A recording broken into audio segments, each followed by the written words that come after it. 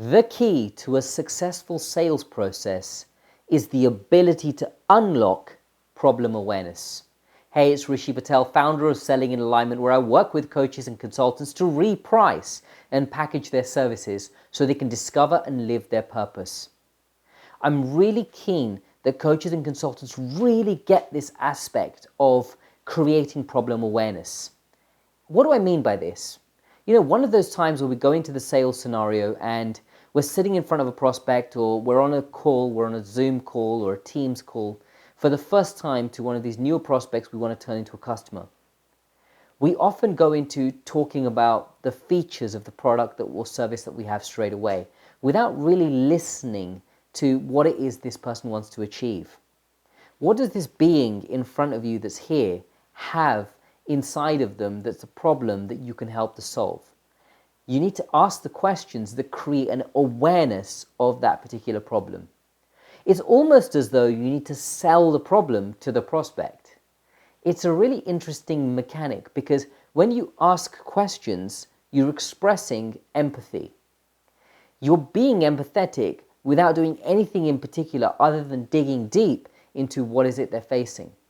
When you ask questions, not only do you create problem awareness, you create the relatedness between you and the person that really expresses that natural empathy. It's so important because it also builds trust and rapport, which are also important aspects of the sales process. Now, there is a real art and science inside of asking the right levels of question. You want to ask questions that expose the problem.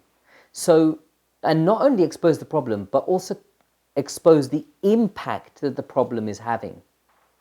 The types of questions that you could ask are, well, let's say that doesn't get solved and that you continue staying in that space. What would that look like? And what do you think would be the eventual impact of that on your life, onto the life of those that you care about, on your business? That could be the kind of question that you could ask in this type of a scenario. And it's really important that you get that in asking this type of a question, what you're doing is you're expressing that care. You're expressing that you want to see this person win at their game.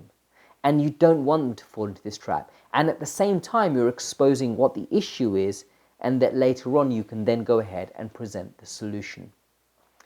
Things to avoid at this stage of the sales process are over-talking.